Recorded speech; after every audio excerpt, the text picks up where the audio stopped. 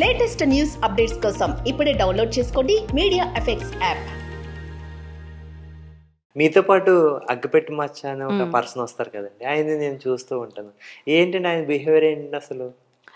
ఆయన బిహేవియర్ ఏంటంటే, మచ్చ నాకు ఫస్ట్ ఎక్కడ పరిచయం అంటే Rakesh master show, mention house my house everybody welcome జఫాస్ అని. ఓకే. ఆ షోలోకి వచ్చాడు. వచ్చిన తర్వాత ఏదేదో ఫైటింగ్లు జరుగుతున్నాయి, ఆయన కొట్టుకుంటున్నాడు, ఇదంతా జరుగుతుంది. సరే, మాకేదో సీన్ ఇమ్మని చెప్తే నాకు డైరెక్షన్ డిపార్ట్మెంట్ వాళ్ళు చెప్పారనమాట, తను మళ్ళీ వెళ్ళిపోతాడు, ఏదైనా మంచి కంటెంట్ ఇవ్వండి తనతోటి అనేసి అన్నారు. కంటెంట్ అంటే నాకు తెలిసిన కంటెంట్ ఒకటే, కిస్ ఇచ్చామా, హగ్ ఇచ్చామా, రొమాన్స్ చేసామా. నేను అదే చేశాను. దానికి అది ఫుల్ వైరల్ అయిపోయింది. మచ్చ స్వాతి నాయుడు అసలు మచ్చ గింతుంటాడు, బ్రష్ చేసుకోడు, బీడీ తాగుతుంటాడు, స్నానం చేయడు, నీట్గా ఉండడు. అతను మూతిలో మూతి పెట్టి స్వాతి ఎట్లా కిస్ చేసింది. అస్సలు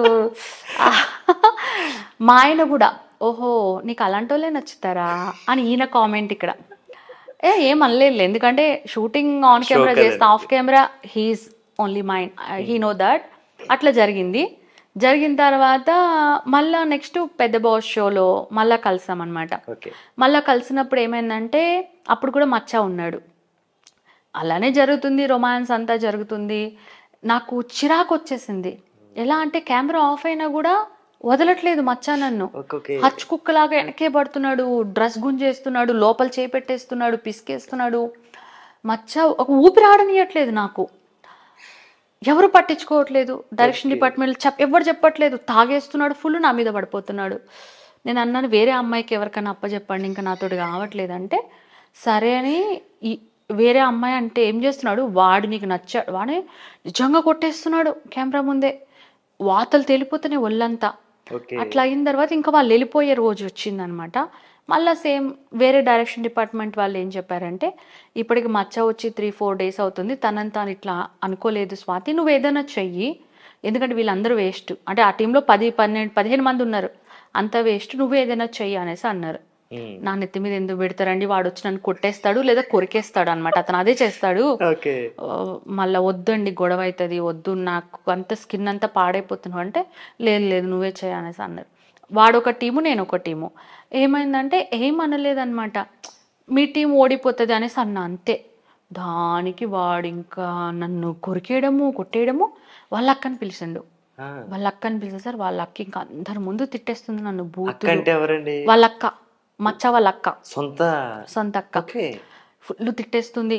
డైరెక్షన్ డిపార్ట్మెంట్ వాళ్ళు ఆపాలి కదా, ఆపట్లేదు. ఇంకేం చెప్తున్నారు, వీడియోలు చేశారు, నన్ను మోకాల మీద కూర్చోబెట్టి మచ్చ నన్ను కాలుతో తన్ని, మళ్ళీ ఆఫ్ కెమెరా కూడా వాళ్ళకి నేను సారీ చెప్పి వాళ్ళ అక్క కాళ్ళు పట్టుకుని నేను చాలా బాధపడ్డాను. వాళ్ళు చేయమంటేనే కదా నేను చేశాను, పర్సనల్గా ఏం లేదు.